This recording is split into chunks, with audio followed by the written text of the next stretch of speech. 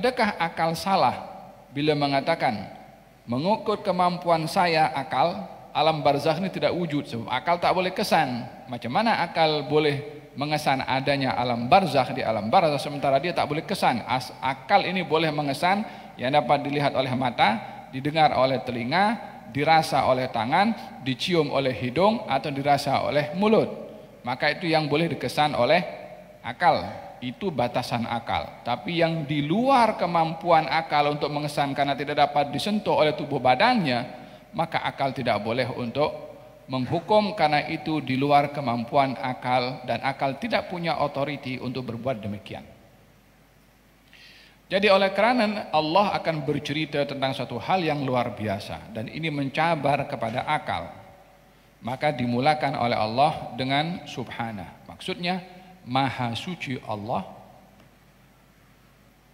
maha hebat Allah, maha luar biasa Allah, karena yang akan diceritakan oleh Allah adalah sesuatu yang tidak mungkin akal akan percaya. Tetapi ia bukan kosong, bukan tipu, bukan dusta.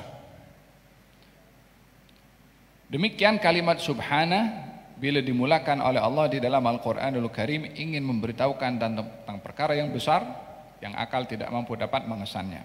Subhanalladzi asra. Maha suci zat yang memperjalankan hambanya. Kalimat asra memperjalankan di waktu malam. Kalimat memperjalankan ia berbeza dengan berjalan. Jalan itu satu perbuatan. Bila dinisbahkan kepada makhluk, maka ia bergantung kepada kemampuan itu makhluk. Semakin hebat makhluk di dalam mencipta transport untuk berjalan, maka semakin cepatlah perjalanan makhluk yang berbeza satu masa dengan masa yang lainnya, walaupun tujuan dan destinasi jalannya itu sama. Contohnya, orang datang daripada Shah Alam pergi ke Masjid Mu'adz bin Jabal. Naik apa? Naik basikal. Dan orang datang dari Shah Alam pergi ke Masjid Mu'adz bin Jabal naik motosikal. Tentunya yang naik motosikal lebih laju daripada yang naik basikal. Yang naik motosikal dan orang lain naik Mercedes. Tapi ikut jalan lama. Maka dia pun sangkut jam juga. Kalau naik kereta Mercedes yang lebih canggih, highway, tol, kecepatannya akan lebih laju. Destinasinya kan sama, pergi Masjid Mu'adz bin Jabal, yang jalan kaki, yang naik basikal, yang naik motosikal. Tujuannya sama, perjalanannya itu menuju tempat yang sama, tapi transportnya beza. Semakin hebat transport, semakin cepat orang itu sampai. Yang menyebabkan orang itu sampai cepat, ya karena transportnya tadi. Bukan karena orang itu berjalan sendiri. Kalau orang itu berjalan sendiri, ya lambat dia sampai. Tapi karena transportnya yang membawa, maka dia adalah laju. Oke, kalau daripada Shah Alam naik helikopter. Nah, berapa menit? Mungkin 10 menit daripada Shah Alam terus turun dekat lapangan parking Masjid Mu'adz bin Jabal. Lebih laju. Apa yang menyebabkan lebih laju? Transportnya. Dia diperjalankan, yang satu dengan basikal, yang satu dengan motosikal, yang satu dengan kereta, yang satu dengan helikopter.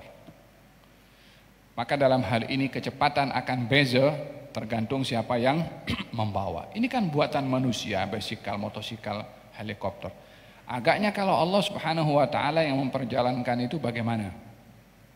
Sementara yang bagi akal kepada manusia untuk buat helikopter Allah Subhanahu wa taala.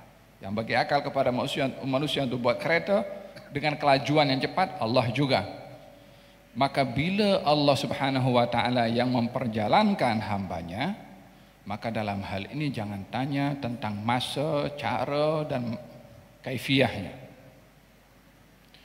Oleh sebab itu ketika baginda Rasulullah sallallahu alaihi wa ala alihi wasallam memberitahukan kepada kaum musyrikin tentang perjalanan Isra menuju ke Baitul Maqdis dan kembali, dan dia beritahu kepada kaum musyrikin, semalam saya pergi ke Baitul Maqdis. Semalam saya dibawa ke Baitul Maqdis. Semalam saya dibawa ke Baitul Maqdis. Abu Jahal katanya, kalau aku panggil orang, kamu akan kata kepada saya sama ke? Kamu kata kepada mereka juga? Katanya ya. Panggil orang-orang, kalau kumpul semua, kemudian apa begitu, semalam aku diperjalankan pergi ke Baitul Maqdis. Ada yang tepuk tangan macam ni dalam keadaan mustahil. Ada yang pegang kepala, ini apa ni? Ada pun yang jinak-jinak dengan Islam, murtad. Apa sebab? Menerima berita yang tak boleh dikesan dengan akal, tapi dia berusaha menerima dengan akal. Mana boleh? Berita ini bukan dapat dikesan oleh akal.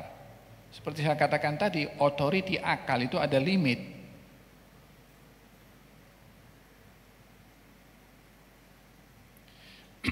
Saya tanya kepada antum semua. Saya ini ada pocket di sini. Siapa yang tahu dalam poket saya ada apa? Mau menghukum, kita guna mata. Katakan perhati. Di saat mata tidak nampak, akal hanya boleh menebak saja. Mungkin ada duit kot. Oh, mungkin ada siwak kot. Mungkin ada pen. Mungkin tak ada apa-apa. Tapi akal tak punya kepastian. Akal tak boleh memastikan dalam poket saya tak ada apa-apa. Mana boleh? Kalau hatta betul, hatta akal betul cakap tak ada apa-apa, daripada mana akal boleh tahu? Akal berbicara bila ada bukti. Kalau akal, saya agak-agak saja, kalau akal berbicara begitu, mana boleh akan diterima pembicaraan yang agak-agak? Semua orang boleh cakap kalau agak-agak. Tapi hasil kata-kata akal itu tidak boleh terima, melainkan dapat dibuktikan dengan bukti. Sehingga dalam hal ini baginda ketika memberitahukan kepada mereka, semalam saya diperjalankan pergi ke Baitul Maqdis, maka seorang yang murtad ada, yang tak mau terima ada, yang mentertawakan ada, yang macam-macam. Apa silap mereka? Menggunakan akal pada sesuatu yang tak boleh dikesan oleh akal. Dalam kita punya hubungan dengan Allah Subhanahu wa taala, hal-hal yang tak dapat dikesan oleh akal, kita hanya perlu untuk beriman. Di antaranya qada dan qadar. Jangan sekali-kali kita mengukur qada dan qadar, kenapa saya ini kena musibah, kenapa ini kena. Ini tempatnya bukan akal untuk berfikir, tempatnya iman. Tempatnya percaya. Tempatnya terima, bukan tempatnya untuk menimbang, untuk mengukur. Allah sifatnya, Rasul pada sifatnya. Ini semua tempat untuk kita beriman kepada mereka. Yang kita tahu tentang Nabi itu sedikit daripada hakikat yang gaib Allah Subhanahu wa taala berikan akan kehebatan Nabi Muhammad sallallahu alaihi wasallam. Kita beriman kepada Al-Qur'anul Karim, ini adalah firman Allah Subhanahu wa taala, tanpa kita dapat mengenal pasti cara turunnya macam mana, Jibril itu menerimanya macam mana sampai kepada Nabi, hakikatnya macam mana. Kita hanya beriman dengan Al-Qur'anul Karim. Demikian hari akhirat. Akan terjadi hari kiamat, akan terjadi. Bila? Allahu a'lam. Macam mana kita boleh percaya kepada benda yang belum berlaku dan kita tidak tahu bila akan berlaku? Sebab itu adalah dalam kotak iman, bukan kotak akal untuk menimbang. Dan dalam hal ini antara akal dengan iman, bagi orang yang beriman, dia akan meletakkan masing-masing pada tempatnya. Yang dalam iman kita percaya kepada Allah Subhanahu wa taala atas dasar keimanan kepada Allah atas berita yang disampaikan oleh Allah Subhanahu wa taala. Kaum musyrikin karena menimbang dengan akal, dia tolak. Kecuali Sayyidina Abu Bakar As-Siddiq radhiyallahu anhu warda. Katanya, in qala faqad sadaq. Kalau dia berkata begitu, dia betul. In qala faqad sadaq. Kalau dia berbicara, dia betul. Kalau dia betul, saya percaya. Macam mana kalau betul tak dipercaya? Itu kan Sayyidina Abu Bakar mengakui, mempercayai berita yang disampaikan oleh Nabi sallallahu alaihi wasallam. walaupun secara akal tidak boleh terima, karena mereka mengatakan kita pergi 1 bulan naik onta, balik 1 bulan, macam mana kamu pergi semalam balik semalam? Dan dalam hal ini sebagai seorang beriman, ketika membicarakan tentang sesuatu hal yang terkait dengan iman, maka biarlah kita letakkan ia pada iman dan kita percaya, tanpa kita memperincikan secara detail, karena itu bukan tugas akal untuk memerincinya atau memahaminya. Yang lebih menakjubkan lagi, kaum musyrikin yang awalnya, yang daripada awal lagi tak percaya. Katanya, kalau kamu betul pergi Baitul Maqdis, coba beritahu kepada saya macam mana tiang-tiang Baitul Maqdis, Masjidil Aqsa itu, tiang-tiangnya macam mana. Nabi kan berjalan di waktu malam, kumpul dengan para anbiya di sana pun di waktu malam. Iyalah, takkan nak hitung satu-satu berapa tiang yang ada dalam Masjidil Aqsa. Tujuannya ke sana bukan untuk menghitung tiang, untuk mengimamkan masjid, hal yang lebih agung lagi. Tapi karena mereka fokusnya kepada hal-hal yang material, mereka fokus kepada hal. Oleh sebab itu, kita kalau pergi masjid itu, pergi tempat-tempat yang mulia di sisi Allah, jangan fokus kepada zahirnya, tapi fokus kepada yang Allah letakkan kemuliaan pada tempat itu. Tengok Ka'bah, jangan tengok ini batunya diambil daripada mana ya. Kainnya ini kira-kira berapa per meter ya. Jangan tengok yang material, Baitullah. Sudah, jangan tengok yang lain-lainnya. Kita berada di situ hanya untuk membesarkan Allah, dan tak ada lagi lebih besar dari Allah Subhanahu wa taala. Ketika mereka kaum musyrikin mempersoal kepada Nabi tentang Baitul Maqdis, kalau kamu betul pergi sana, berapa tiang yang ada di situ? Kata baginda Rasulullah, Allah bukakan untuk saya Baitul Maqdis yang macam screen. Ini kan di hadapan kaum musyrikin semua ada, yang nampak Nabi seorang. Dihitung satu-satu oleh Nabi sallallahu alaihi wasallam. Sayyidina Abu Bakar ada di sebelah. Sayyidina Abu Bakar pernah pergi ke Baitul Maqdis. Kata Sayyidina Abu Bakar, "Shadaqta, betul kau Rasulullah." Kaum musyrikin tak percaya. Dia yang minta bukti. Mereka yang tahu jumlah itu yang ada di Baitul Maqdis, ketika mereka mendustakan Nabi kalau pergi Baitul Maqdis semalam dan balik semalam, buktinya apa? Diberitahu bukti sesuai dengan yang mereka minta. Seharusnya kalau itu ikut akal saja, oh betul lah, kan gitu. Kalaupun tidak beriman kepada Rasulullah, at least paling tidak membetulkan apa yang dikatakan oleh Nabi. Oh, seher kamu nih hebat. Satu. Yang kedua, dalam perjalanan aku pergi ke Baitul Maqdis, aku jumpa dengan satu kafilah. Dan kafilah itu akan sampai ke Mekah esok masa matahari terbit. Diberitahu oleh Nabi bila kafilah itu akan sampai. Siapa boleh tahu kafilah yang berjalan dari tempat ke tempat lain akan sampai hari tertentu? Bahkan Nabi tepat dalam memberitahukan masa matahari terbit. Pagi esok mereka standby sebelum terbit matahari. Matahari mula terbit, nak kondem kepada Nabi karena kafilah belum terlihat. Satu mengatakan, matahari terbit. Maksudnya tak dinampak. Sebelah sana, kafilah tengah datang. Yang satu hanya cari salah. Allah buka mereka punya aib, mereka punya niat jahatnya dengan orang lain daripada golongan mereka sendiri. Itu kafilah datang.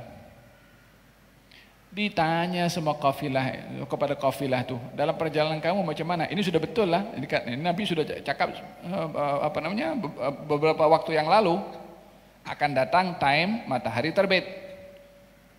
Betul menurut akal, betul juga. Tetap juga tak mau beriman. Katanya ditanya kepada kafilah itu, apa yang berlaku kepada kamu dalam perjalanan? Iya, sahabat saya dalam perjalanan terdengar suara Muhammad mengambil air. Nabi sudah cerita kepada mereka sebelumnya, kalau dalam perjalanan jumpa dengan kafilah dan mengambil air di situ. Pun juga mendustakan. Ini menunjukkan bahwasanya akal itu bila dikuasai oleh hawa nafsu, maka dia akan menolak. Tapi akal bila dikuasai oleh iman, dia akan surrender dan juga serahkan kepada iman. Subhanalladzi asra, maha suci zat yang memperjalankan di waktu malam. Sekali lagi kita berbicara tentang yang memperjalankan adalah Allah Subhanahu wa taala. Kalau ada orang bagi tahu, saya bawa baby naik ke Gua Hira, ya kan? Kemudian ada baby naik Gua Hira. Orang tak percaya, macam mana baby naik Gua Hira. Macam itu kalau gambaran yang Profesor Quraisy Shihab ada bagi tahu. Katanya lalat jumpa dengan lalat di negara yang berbeza. Mungkin entah di negara mana, contohlah daripada Indonesia. Lalat Indonesia jumpa dengan lalat di Malaysia.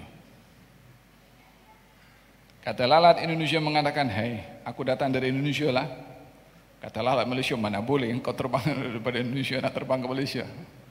Kecil." Lalat Malaysia tolak, tak mau terima. Kata lalat Indonesia, "Iyalah, saya itu naik kapal terbang. Ketika kapal terbang itu terbuka, saya masuk dalam, terbang ikut dengan kapal terbang sampai Malaysia, jumpa dengan kamu." Lalat Malaysia ketika menafikan, betul memang tak mungkin lalat ada terbang dari Indonesia pergi ke Malaysia. Tapi kalau naik kapal terbang sembunyi di belakang kursi situ kan, boleh sampai juga. Dan transportnya dengan apa diperjalankan. Itu contoh untuk memudahkan ya. Apalagi kalau Allah Subhanahu wa taala yang memperjalankan nabinya sallallahu alaihi wasallam. Asra bi abdihi, memperjalankan hambanya. Kalimat hamba di sini mempunyai dua maksud. Yang pertama adalah maqamul ubudiyah, maqam ubudiyah, yakni peringkat tertinggi hubungan hamba dengan Tuhan adalah ketika hamba menyadari kehambaannya dan penyerahannya kepada Allah Subhanahu wa taala. Maksud daripada menghambakan diri dan menyerahkan kepada Allah, tak punya keinginan kecuali dengan Allah, tidak bergerak kecuali dengan petunjuk dari Allah Subhanahu wa taala. Pergerakannya, matanya, kakinya, tangannya, anggota tubuh badannya, hatta hawa nafsunya mesti diukur dengan kehendak daripada Allah Subhanahu wa taala. Ini maqam ubudiyah. Mahu diduga dengan musibah, bersyukur. Diberi nikmat, bersyukur. Tak berubah antara diberi nikmat atau diduga dengan musibah. Seorang hamba tak merungut sama sekali kepada Tuhannya. Maqam yang teramat tinggi. Ini dilihat pada baginda Rasulullah sallallahu alaihi wasallam ketika beliau berhijrah pergi ke Taif dan dihalau, diusir, dilempar, diluka. Tapi beliau tetap menampakkan penghambaannya kepada Allah Subhanahu wa taala ketika berdoa kepada Allah, "Ya Allah, aku mengadu kepada Engkau kekurangan pada upaya aku. Allah min ashku ilaika dha'fa quwwati wa qillata hilati wa hawali 'ala an-nas. Anta rabbi wa anta rabbul mustata'afin wa anta rabbi ila man takiluni ila aduwin yatajahamuni in lam yakun bika ghadabun 'alayya fala ubali." Selagi engkau tak marah pada aku tak peduli. Orang nak maki, orang nak lempar, orang nak apa, aku tak peduli. Yang penting engkau tidak marah pada aku. Pengabdian kepada Allah hatta dalam keadaan diduga oleh Allah. Tak merungut, tak komplain, tak bertanya, "Ya Allah, kenapa engkau hantar aku kepada orang yang tak mau beriman kepada engkau? Kenapa engkau hantar aku kepada tempat orang akan lempar kepada aku?" Dia tak cakap macam tu. Terima apa yang datang dari Allah Subhanahu wa taala, maqam ubudiyah, dan itu maqam yang tertinggi kepada seorang hamba. Maka oleh kerana pengabdiannya dengan merendahkan diri kepada Allah, diangkatlah baginda Rasulullah. Katanya, bila orang-orang di bumi tak mau terima engkau, di langit sedang menunggu kedatangan engkau. Itulah peristiwa Isra dan Mi'raj. Yang kedua, kalimat bi'abdihi dengan hambanya merujuk kepada perjalanan Isra dan Mi'raj itu perjalanan ruh dan jasad, bukan perjalanan ruh sahaja atau perjalanan mimpi sahaja. Jika perjalanan Isra dan Mi'raj itu hanya mimpi sahaja, tidak mungkin orang-orang Quraisy akan komplain dan marah ataupun mendustakan, karena yang namanya mimpi siapapun boleh. Kalau ada orang cerita mimpi. Dalam mimpi itu dikatakan saya mimpi terbang pergi ke Mekah. Kira-kira yang mendengar, apalah tipu mimpi kamu tak masuk di akal. Ya tidak, namanya mimpi. Dalam mimpi itu apa saja, mau terbang ke, mau mau Mekahnya dibawa pergi ke sini ke, nama mimpi boleh saja. Tidak ada hal yang akan mengelirukan orang ramai kalau berita yang disampaikan adalah mimpi. Ini secara umum ya. Bila dibahas tentang mimpi, walaupun pembahasan tentang mimpi dalam syariat Islam ada bahagian-bahagian tertentu, tapi hal-hal yang menakjubkan dalam mimpi tidaklah hal yang dapat didustakan karena ia adalah mimpi. Tapi orang Quraisy menolak kalau itu mimpi, maka tidak mungkin ditolak karena semua orang boleh mimpi. Tapi oleh karena ia bukan mimpi dan ia adalah hakiki dengan ruh dengan jasad Nabi SAW, itulah yang menyebabkan orang-orang musyrikin Quraisy menolak kabar yang disampaikan oleh baginda Rasulullah pada peristiwa Isra dan Mi'raj. Bi'abdihi, ini yang Subhanalladzi asra bi'abdihi lailan minal masjidil haram ilal masjidil aqsa alladzi barakna haulahu. Lailan di waktu malam. Katanya kenapa perjalanan itu di waktu malam? Sebab masa yang paling sesuai bertemu dengan Allah di waktu malam. Yang kedua, kenapa di waktu malam? Disebabkan oleh karena ingin dikekalkan peristiwa Isra dan Mi'raj itu sebagai satu peristiwa yang gaib. Seperti mana malam itu tidak jelas yang dilihat tanpa adanya cahaya, dikekalkan peristiwa Isra dan Mi'raj untuk kita kekal beriman atas dasar ia adalah peristiwa yang gaib. Kalau siang hari orang boleh nampak nanti Nabi terbang ke atas, tapi ingin dikekalkan ianya adalah dituntut iman, bukan dituntut percaya hanya dengan mata, tapi percaya dengan hati. Dengan dua sebab itu, kenapa peristiwa Isra berlaku di waktu malam. Lailan minal masjidil haram ilal masjidil aqsa. Masjidil haram dimaksudkan adalah Ka'bah al-Musyarrafah, ilal masjidil aqsa Masjid al-Aqsa. Daripada masjid menuju ke masjid. Masjidil Haram adalah masjid yang disandarkan kepada Allah. Setiap masjid yang ada di atas muka bumi ini yang membuat adalah manusia, kecuali Ka'bah. Dinisbahkan kepada Allah Subhanahu wa taala. Oleh sebab itu, dalam Quran dikatakan, Allah berfirman kepada Nabi Ibrahim dan juga Nabi Ismail, wa ahidna ila Ibrahim wa Ismaila an tahhira baitiya lit-taifina wal 'akifina war ruk'is sujud.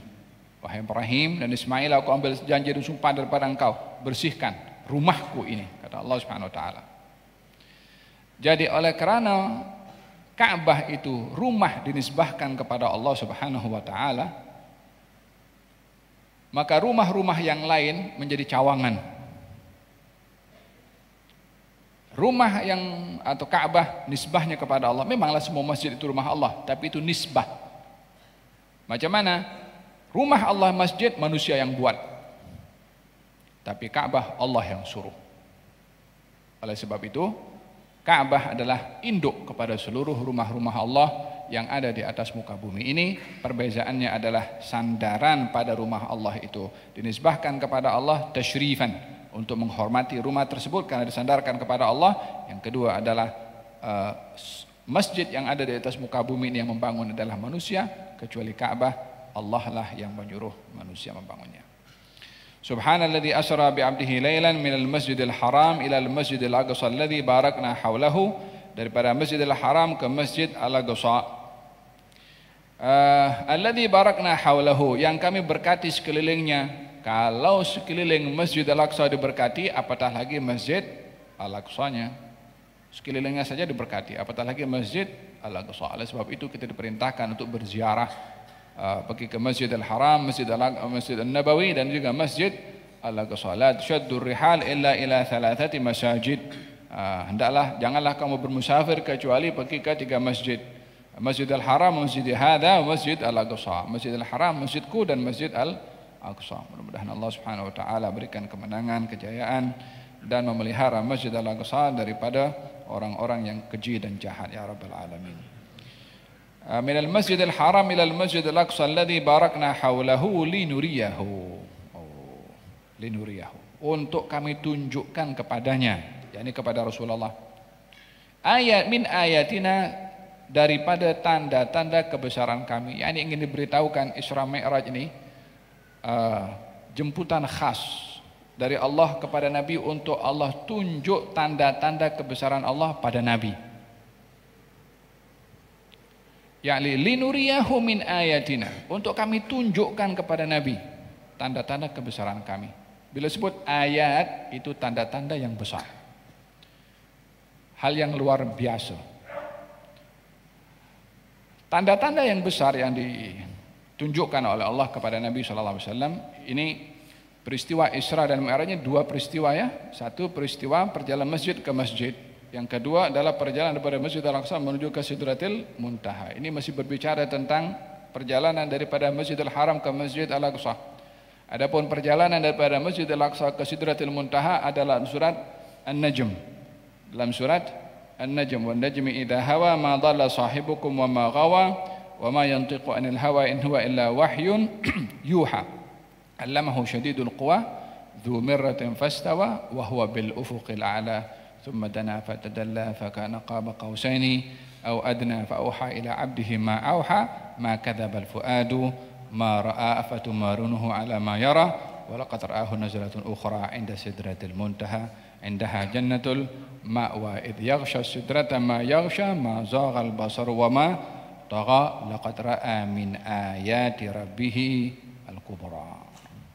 Dia telah melihat tanda-tanda kebesaran Allah pada Mi'rajnya. Pada surat Isra dia melihat, ditunjukkan tanda-tanda kebesaran Allah pada Isra-nya. Ada dua tanda-tanda kebesaran yang Allah tunjuk kepada Nabi pada peristiwa Isra, yang berbeza tanda-tanda kebesaran Allah yang ditunjukkan oleh Nabi pada peristiwa Mi'raj. Oh, ini mau dibicarakan macam mana tentang tanda-tanda yang diceritakan oleh Nabi kan sebahagian saja. Hakikat yang dilihat oleh Nabi hanya beliau yang tahu. Lebih-lebih lagi bercerita tentang masalah perjalanan Mi'raj. Apa yang ada pada Isra? Baginda Rasulullah dibuka macam-macam keajaiban. Yang paling hebat sekali, semua para anbiya di alam barzakh dihimpunkan oleh Allah di Baitul Maqdis. Dan salat berjamaah dengan Rasulullah SAW, mengimamkan baginda Rasulullah kepada para anbiya yang sudah berada di alam barzakh. Jadi dibuka alam barzakh oleh Allah Subhanahu wa taala, tunjukkan kepada Nabi SAW, jumpa dengan seluruh para anbiya yang ada. Macam mana kita nak gambarkan ruhnya itu bagaimana? Tak boleh, akal tak boleh kesan ke situ. Yang boleh tahu hanya Nabi SAW. Macam mana posisi mereka, siapa yang soft pertama di belakang baginda Rasulullah, sebelahnya.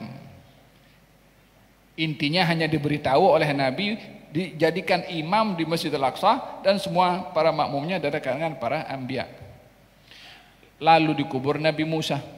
Didapati Nabi Musa sholat di kuburnya. Nabi Musa ada di kuburnya sholat. Lepas itu Nabi sampai ke Baitul Maqdis, Nabi Musa ada di Baitul Maqdis. Nabi Musa di mana? Dikubur. Kau pergi Baitul Maqdis. Alam barzakh yang kita tak boleh nak ukur dengan akal fikiran. Ini sebahagian sahaja daripada tanda-tanda kebesaran Allah Subhanahu wa taala yang ditunjukkan pada peristiwa Isra dan Mi'raj. Bila kita sampai kepada babnya kita bahas, dan amat luar biasa. Oleh hadza dikatakan kita beriman kepada peristiwa Isra dan juga Mi'raj sebagai dua kejadian besar yang Allah hadiahkan untuk Rasulullah sallallahu alaihi wa ala alihi wa sahbihi wasallam. Alladzi barakna hawlahu linuriyahu min ayatina innahu huwas samiul basir. Sesungguhnya Allah Maha mendengar lagi Maha melihat, ya. Ada peristiwa Isra dan Mi'raj, peristiwa Isra sahaja. Ayat yang kedua kita bahaskan pada pertemuan yang akan datang insyaallah.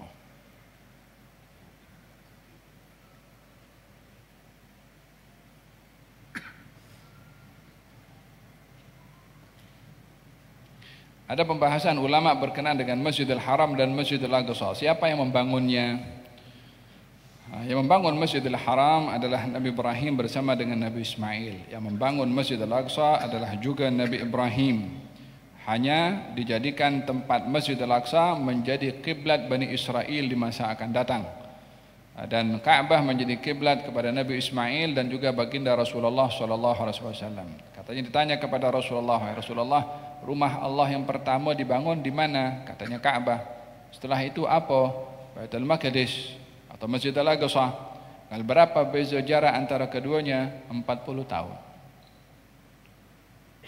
Bermana kalau 40 tahun, kalau yang membangun Masjid Al-Haram itu adalah Nabi Ibrahim, dalam 40 tahun itu juga yang membangun Masjid Al-Aqsa juga Nabi Ibrahim.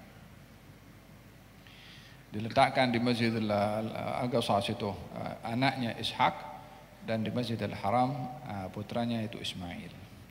Alaihim wa ala nabiyina afdhalus salatu wassalam. Kita sambung pada pertemuan akan datang ayat yang kedua surat Al-Isra insyaallah.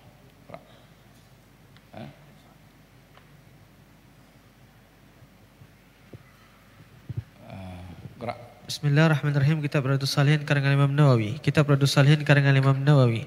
Qala al-Imam An-Nawawi wa nafa'nahu bihi wa bi 'ulumihi fid dharain. Amin Allahumma amin. Bab tentang hadis-hadis yang tersohor dan yang memuat cerita mengenai Dajjal, tanda-tanda kiamat dan lain sebagainya.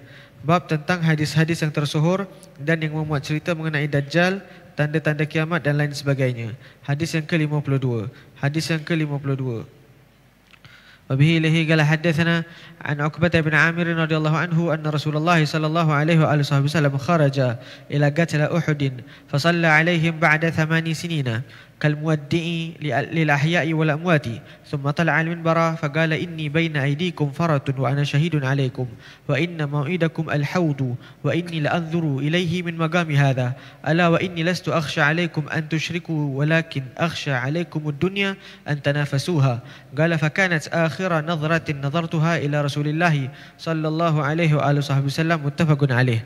وفي رواية ولكني أخشى عليكم الدنيا أن تنافسوا فيها وتقتتلوا فتهلكوا كما هلك من كان قبلكم قال عقبة فكان آخر ما رأيت رسول الله صلى الله عليه وآله وسلم على المنبر.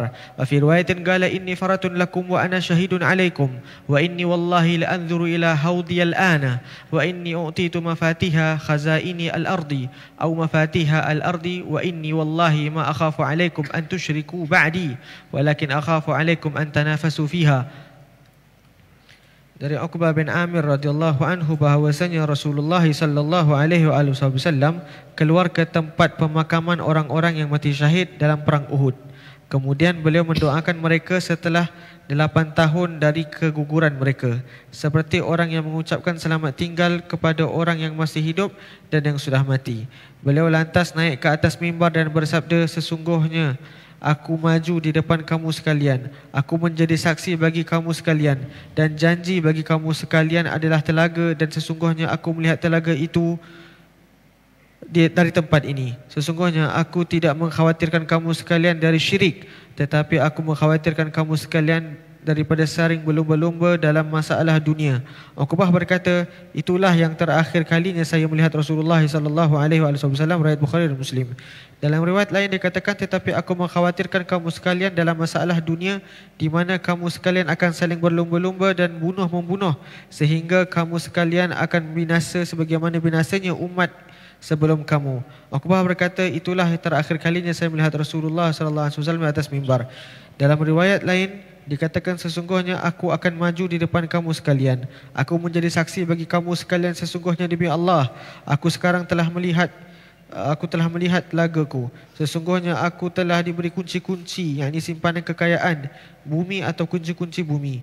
Dan sesungguhnya demi Allah, aku tidak mengkhawatirkan kamu sekalian dari syirik sesudah aku menanti, tetapi aku mengkhawatirkan kamu sekalian daripada saling berlumba-lumba dalam masalah dunia. Naam, al-hadis membicarakan tentang saat-saat ajal baginda Rasulullah sallallahu alaihi wasallam hampir berakhir, yakni detik-detik yang memberikan isyarat akan semakin hampirnya ajal baginda Rasulullah.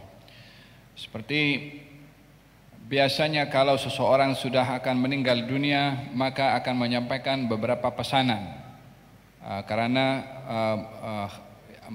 akan melihat kalau ini adalah pertemuan terakhir atau ini adalah saat-saat perjumpaan terakhir, maka ada beberapa pesanan yang ingin disampaikan oleh seseorang. Demikian yang berlaku kepada baginda Rasulullah sallallahu alaihi wasallam ketika ajalnya semakin hampir. Dalam hal ini, orang yang sudah merasa ajalnya hampir tiba, maka bolehlah untuk memberitahukan kepada orang lain, dan bila ingin memesankan pesanan pun juga imma dengan kata-kata, walaupun lebih baik secara bertulis, supaya apa yang dipesankan itu ada ada buktinya. Dan zaman kita sekarang pun juga macam-macam juga ya. Kadang-kadang orang yang meninggal dunia sudah letakkan wasiat bertulis, tapi belum tentu tulisan itu akan diterima. Apa sebab? Belum ada cop daripada pihak berkuasa. Ya kan, orang pun akan tuduh ini pemalsuan ke. Kalau dulu tak ada cop, tak ada apa, orang percaya semua, jujur dan amanah. Faham tu, dosa besar kalau seseorang tidak menjalankan wasiat orang yang sudah meninggal dunia, bila wasiat itu adalah wasiat yang sahih dan benar. Baginda Rasulullah sallallahu alaihi wasallam katanya, kharaja ila qatla Uhud, keluar menuju ke para syuhada Uhud. Para syuhada Uhud lebih kurang ada 70 orang yang syahid dalam peperangan Uhud. Menziarahi mereka dan berdoa yang panjang. Shalla alaihim ba'da 8 sinin, yakni setelah 8 tahun berlakunya peperangan Uhud. Peperangan Uhud berlaku pada tahun ketiga daripada hijrahnya Rasulullah di bulan Syawal. Di bulan Syawal berlaku peperangan Uhud, dan gugur dalam peperangan itu 70 orang. Dan dalam sejarah dinyatakan baginda Rasulullah setiap awal tahun akan menziarahi para syuhada Uhud, dan itu juga yang dilakukan oleh sebahagian ahli keluarga baginda Rasulullah, menziarahi Sayyidina Hamzah karena ada hubungan kekerabatan dengan baginda Rasulullah sallallahu alaihi wasallam pada awal tahun. Maka sekian lama baginda Rasulullah menziarahi sehingga pada tahun ke-8. Ya, ini maknanya ke tahun ke-8 itu setelah berlalu 8 tahun.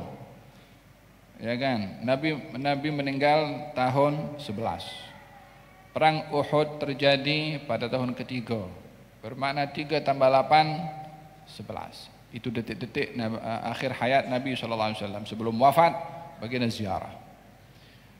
Bukan maknanya selama 8 tahun tak pergi, baru setelah tahun ke-8 baru pergi. Tidak. Maknanya berziarah walaupun sudah berlalu 8 tahun. Dan itu pada akhir ziarah beliau menziarahi sahabat-sahabat beliau. Hikmah yang perlu kita ambil di sini, al-wafa fi suhbah. Nabi memenuhi hak persahabatan. Walaupun sudah meninggal dunia sahabatnya, oleh kerana mereka memperjuangkan agama yang dibawa oleh beliau, beliau sentiasa ingati pengorbanan mereka, sehingga diziarahi dan didoakan selalu oleh baginda Rasulullah sallallahu alaihi wasallam. Hanya kali ini punya ziarah, katanya ziarah umpama orang yang ingin mengucapkan selamat tinggal, tidak sama seperti ziarah-ziarah biasanya. Ini ziarah taudiyah, ingin mengucapkan goodbye, mengucapkan selamat tinggal kepada yang hidup dan juga kepada yang mati. Fasalla alaihim, Nabi berdoa. Shalla di sini bukan salat jenazah ya, tapi mendoakan, karena orang syahid tidak disolatkan sebab sudah diampunkan oleh Allah Subhanahu wa taala. Fasalla alaihim ba'da 8 sinin, setelah berlalu selama 8 tahun daripada peristiwa perangan Uhud, Nabi masih menziarahi. Kal muwaddi' lil ahya wal amwat, umpama seorang mengucapkan selamat tinggal kepada yang hidup dan juga kepada yang mati. Yani walaupun yang sudah meninggal dunia, Nabi akan menuju ke situ, tetapi ingin memberitahukan ini terakhir ziarah di masa hidup saya. Jadi selepas ini saya tak boleh lagi ziarah kepada kamu dalam keadaan hidup, walaupun di alam barzahnya para arwah akan berjumpa satu dengan yang lainnya. Katanya kal muwaddi' lil ahya wal amwat thumma tala ila al mimbar. Kemudian Nabi menaiki mimbar setelah berziarah. Dan di sini kita dianjurkan untuk menziarahi kubur. Untuk menziarahi kubur, bukan sembah kubur. Dan orang berziarah kubur, orang yang tak suka ziarah kubur, silahkan jangan ziarah. Anda meninggalkan hal yang sunnah, bukan meninggalkan yang wajib. Tapi orang berziarah kubur, jangan kata sembah kubur. Fahimtum? Kuntu nahaitukum an ziyaratul kubur ala fazuruha. Dahulu saya larang kamu ziarah kubur, tapi sekarang pergilah kamu berziarah. Nabi ziarah, Baqi diziarahi, Uhud diziarahi. Zurul kubura fa innaha tudzakirukum al-akhirah. Ziarahlah kubur, karena menziarahi kubur akan mengingatkan kamu akan hari akhirat. Rumah Nabi dengan Baqi beberapa langkah sahaja. Buka saja pintu rumah Nabi, depan tu Baqi. Untuk apa Nabi jauh-jauh pergi ke Uhud untuk ziarah kalau tujuannya hanya untuk ingat mati? Siapa yang lebih ingat mati lebih daripada Nabi SAW hatta tak ziarah kubur? Lalu kenapa Nabi ziarah kubur? Bukan yang dekat pun, yang jauh pun Nabi pergi ziarah juga. Kalau semata-mata ziarah kubur itu untuk ingat mati, ya mana-mana kubur yang paling dekat saja. Untuk apa jauh-jauh pergi sampai pergi ke Uhud situ? Kalau bukan ingin memberitahukan betapa pentingnya menghadirkan maksud menziarahi orang-orang tertentu yang sudah meninggal dunia, yang ada kedudukan di sisi Allah Subhanahu wa taala. Karena dengan menziarahi mereka kita mengambil ibrah. Bukan sekedar ingat mati, tapi mengambil ibrah siapa orang yang saya ziarahi ini, apa jasanya, macam mana perjuangannya, macam mana pengorbanannya. Tentunya saya berziarah kepada Imam Syafi'i, akan ingat dalam bayangan saya, ini imam yang saya pegang madhabnya, ini imam yang lahir yatim tapi dia menjadi orang besar, ini imam yang tulis buku Ar-Risalah, ini imam yang tulis ini imam yang di Asia Tenggara bermadhabkan kepada imam ini imam yang ilmunya bermanfaat. Itu bermain dalam benak pikiran saya. Ketika berziarah kepada Imam Al-Bukhari di Samarkand, maka yang bermain dalam pikiran saya, ada imam hadis. Ini yang tulisannya menjadi kitab yang paling sahih nomor 2 setelah Al-Quranul Karim. So kita bayangkan tentang jasanya, perjuangannya. Ziarah kepada Imam Al-Ghazali. Wahakata. Ketika berziarah kepada orang-orang tertentu yang mulia di sisi Allah Subhanahu wa taala, bukan sekedar ingat mati saja, tapi ingin mengambil ibrah daripada orang yang kita ziarahi. Faham dong? Hada tujuan daripada orang berziarah. Baginda Rasulullah SAW berziarah ke Baqi, berziarah juga pergi ke Uhud. Setelah ziarah ke Uhud, naik ke mimbar, menyampaikan khutbah. Inni baina aidikum farad. Saya akan mendahului kamu. yakni saya ucapkan selamat tinggal kepada kamu, saya akan pergi dulu. Yakni pemberitahuan daripada Nabi kalau beliau akan mendahului para sahabatnya menuju atau kembali kepada Allah Subhanahu wa taala. Wa ana syahidun alaikum.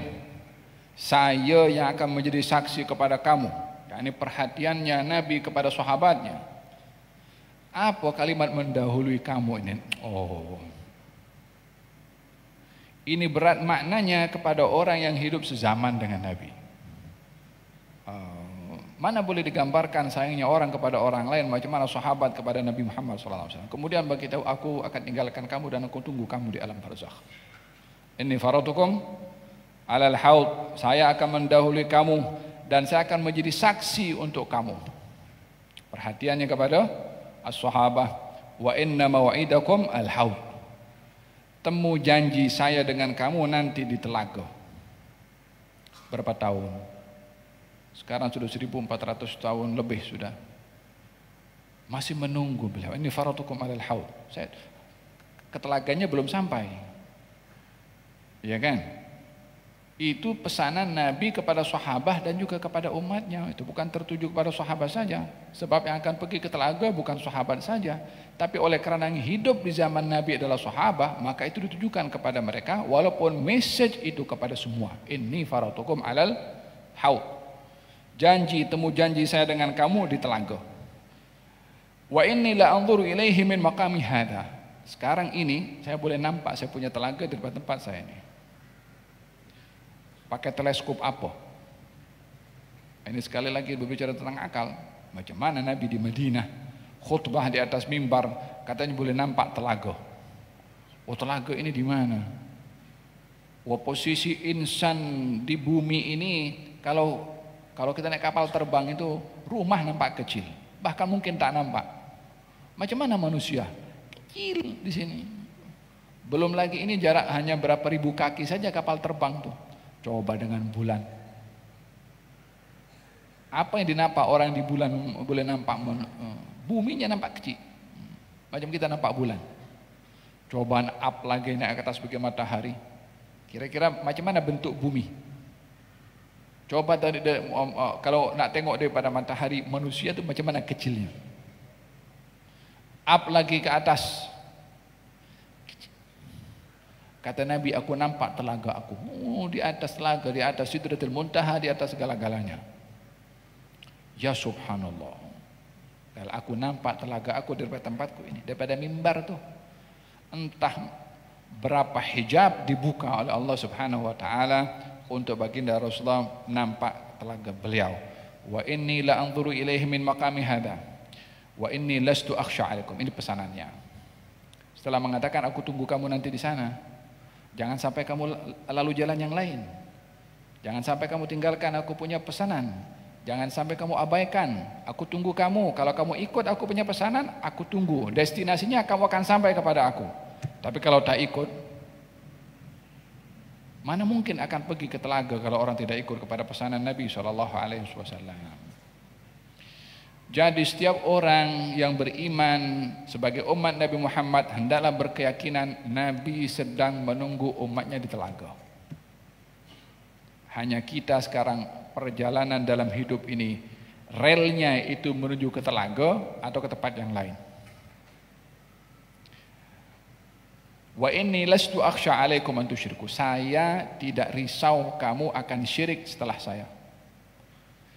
Beliau beri jaminan, saya tidak takut kamu itu syirik.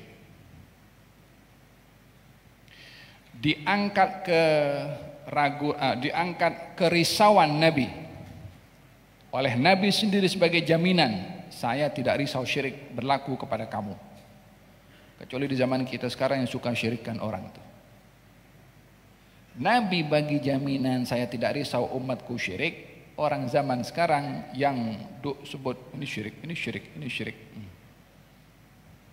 Baginda sendiri tidak risau. Takkan awak lebih risau daripada baginda Rasulullah SAW. Tawassul syirik, ziarah kubur syirik. Apalagi itu cium tangan ulama syirik. Sanjung-sanjung syirik. Macam gula-gula dia. Bahaya kalimat itu.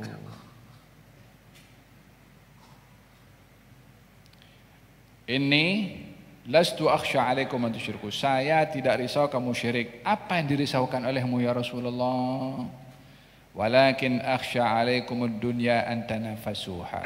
Yang saya risau adalah bila dunia ini dibentangkan kepada kamu dan kamu bersaing dengan keduniaan ini, sehingga persaingan kamu akan keduniaan menyebabkan kamu saling berbalah, saling berselisih, bahkan saling membunuh.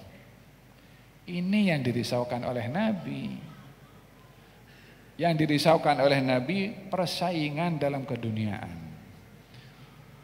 Yang dirisaukan oleh Nabi orang menjadi hamba kepada dunia. Yang dirisaukan oleh Nabi karena dunia orang berselisih, putus silaturahim, karena warisan putus silaturahim, karena warisan tuntut menuntut di mahkamah, karena warisan, karena masalah duit menyebabkan tak bertegur sapa satu dengan yang lain, karena duit orang saling melukai satu dengan yang lain.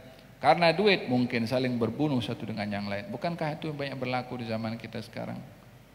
Iya kan? Adik beradik, satu ayah satu ibu boleh putus silaturahim gara-gara berebut warisan. Gara-gara duit. Orang boleh putus persahabatan gara-gara duit. Orang tua dengan anak boleh berselisih hatta di masa hidupnya gara-gara duit. Jadi persaingan tentang masalah duit ini bukan hanya dalam bisnis saja. Hatta dalam kekeluargaan pun. Hatta suami dengan istri. Duit punya pasal, boleh menjadi putus hubungan orang tua dengan anak, suami dengan istri, adik beradik. Duit punya pasal.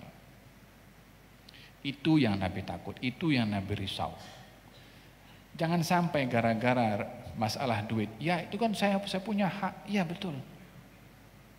Silahkan menuntut apa yang menjadi hak, tapi jangan putus silaturahim. Silahkan nak mengambil punya hak, tapi jangan saling melukai dengan menumpahkan darah satu dengan yang lain.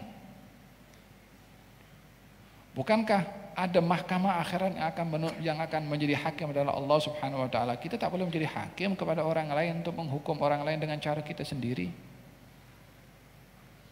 Kenapa di dalam hadis Nabi Muhammad SAW ketika berhadapan dengan kekuasaan yang kita tidak mampu melawan atas perbuatan zalim yang dilakukan oleh penguasa, kata baginda Rasulullah, berikan haknya karena dia sebagai penguasa yang dilantik, dan tuntut hak kamu nanti di akhirat kalau dia tak tunaikan hak kamu. Ada tuntutan di sana. Itu kalaupun mesti untuk menuntut. Tak bolehkah kita ada sikap ihsan untuk dengan kita punya keluarga? Duit saya dimakan oleh dia, saudara awak juga. Billah alaih, kalau saudara kita yang ambil duit itu, ambil duit kita, bayangkan kalau depan mata dia kena api terbakar, kita akan kata padan muka, kita akan ambil selimut, akan padamkan itu api. Kita punya brother, jangankan saudara kita, orang lain saja kita akan tolong, apalagi saudara kita yang satu ayah satu ibu, terkait hubungan silaturahim. Tapi duit punya pasal, hati boleh tertutup. Allah berfirman dalam Al-Quranul Karim, wa in kana dzu usratin fanadhiratun ila maisarah. Kalau kamu berhadapan dengan orang dalam kesusahan, tengoklah apa yang memudahkan kepada dia. Memudahkan dengan di diskon, memudahkan dengan ambil dah, aku halalkan kepada engkau. Kalau aku halalkan, aku nak makan apa? Yang bagi awak rezeki kepada bapa awak untuk awak terima warisan itu siapa? Yang bagi duit kepada yang mewariskan itu siapa? Adakah kalau yang mewariskan tak ada, kemudian kita tak boleh makan? Yang bagi duit kepada dia juga Tuhan yang sama yang maha hidup. Faham tom? Alhasil. Kerisauan baginda Rasulullah adalah kepada persaingan dalam keduniaan. Naam. Katanya itulah apa terakhir aku melihat kepada Rasulullah sallallahu alaihi wasallam. Gerak.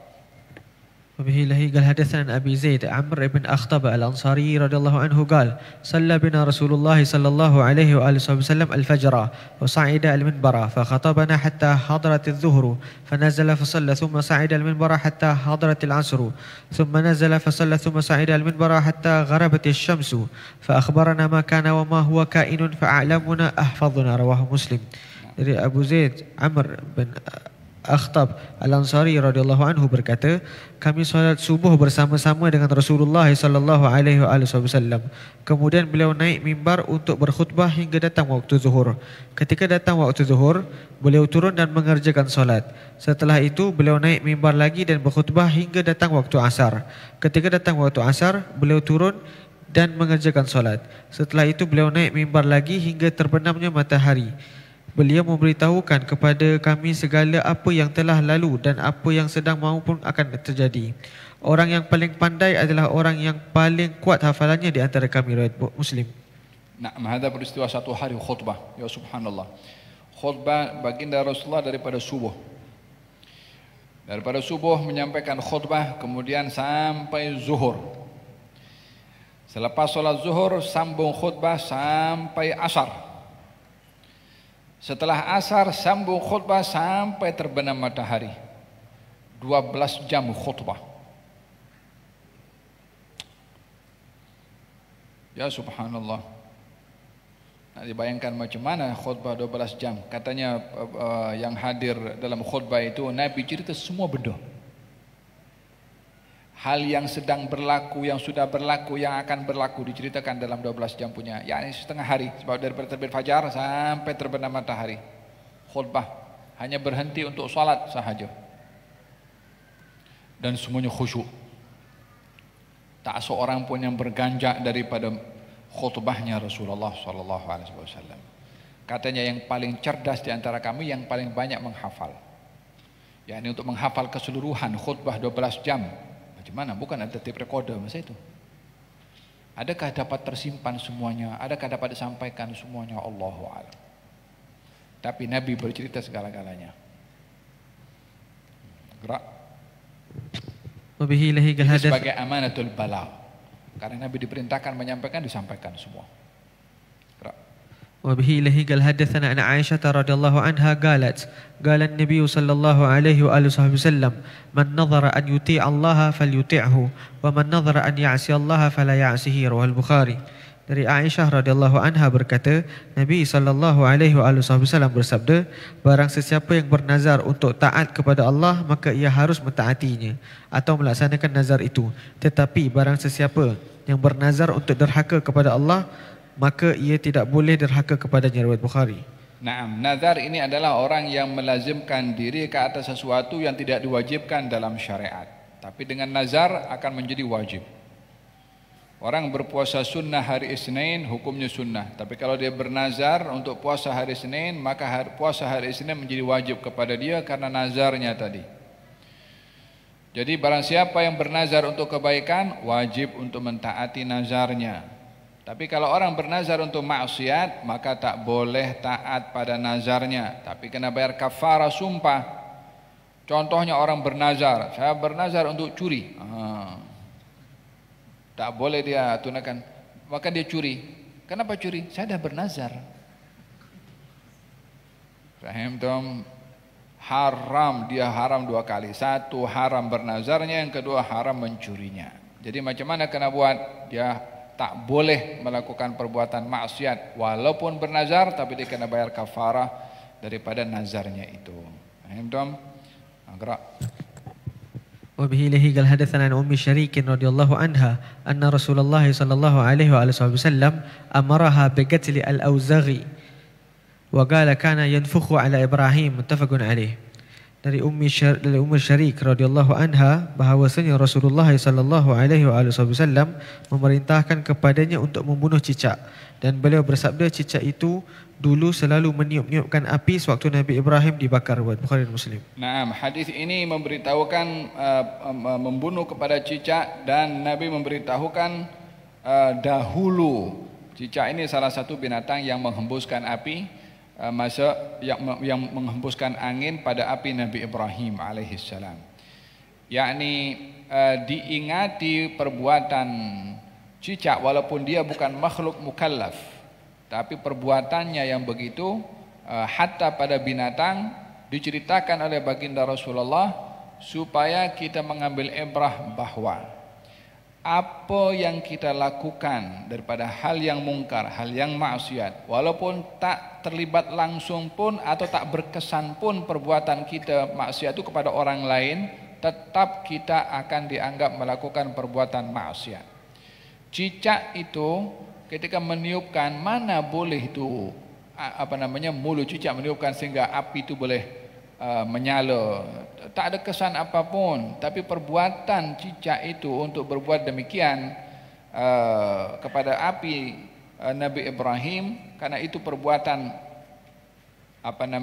kalau dilakukan oleh manusia itu adalah perbuatan yang salah, karena macam mana menyalakan api atau meniup api supaya makin menyala sementara di dalamnya ada Nabi Ibrahim alaihissalam. Maka ditunjukkan oleh baginda Rasulullah akan sebabnya walaupun cicak bukan makhluk mukallaf, perbuatan sekecil apapun juga pada maksiat, pada kesalahan, maka pelakunya akan menanggung perbuatan salah yang dilakukan. Fil hadis, kalau ada pembunuhan di timur dan orang di barat menyetujui atau menyokong pembunuhan itu, dosa orang yang menyokong sama dengan pelaku pembunuhan walaupun yang menyokongnya tidak membunuh. Ini bahaya orang yang redha dengan mungkar-mungkar, orang yang redha dengan maksiat-maksiat, orang yang menyokong maksiat hatta dengan kata-kata, bukan dengan duitnya, bukan dengan tenaganya, hanya dengan kata-kata saja. Hatta dia redha pada dirinya sendiri perbuatan maksiat itu dilakukan, maka ia akan menanggung dosa daripada redha pada maksiat. Faham dong? Itu ibrahnya kenapa diceritakan oleh Nabi apa yang berlaku pada cicak di zaman Nabi Ibrahim alaihissalam. Ibrah atau hikmah yang perlu kita ambil tentang membunuh cicak ini adalah ibrah yang utamanya, sebab utamanya adalah sebab dia binatang kotor, dan itu binatang yang boleh membawa benda yang tak elok untuk manusia, baik pada makanan atau minuman, atau ini dikatakan cicak tikus ini namanya binatang fuwaisiq. Yani fuwaisiq maksudnya binatang yang perosak. Binatang perosak. Emma dengan maaf cakap dengan najisnya atau dengan gerakannya yang boleh, kalau dahulu itu orang tidur menyalakan lampu api, sehingga gerakan binatang tikus ke atau cicak ini yang boleh menyebabkan api itu boleh tumpah dan jatuh, boleh membakar rumah disebabkan oleh karena perbuatan binatang-binatang ini. Makanya diperintahkan oleh Nabi dahulu kalau orang tidur suruh padamkan apinya supaya tidak terkena kepada binatang-binatang yang nakal ini yang boleh menyebabkan rumah terbakar. Jadi membunuh kepada binatang-binatang seperti ini adalah disebabkan oleh karena perkara buruk yang boleh timbul karena binatang itu. Bukan semata-mata kenapa kita bunuh binatang ya? Cicak je. Resikonya dia punya bahaya, ular, bukan hanya cicak, tapi apa saja binatang yang boleh mendatangkan bahaya. Agar supaya binatang itu tidak menimbulkan bahaya kepada manusia, maka binatang itu dibunuh bukan semata-mata karena itu binatang, tapi khawatir perbuatan binatang itu yang boleh membahayakan kepada manusia. Ya, jangan salah faham. Cicak tak bersalah dibunuh. Faham dong? Nah, gerak.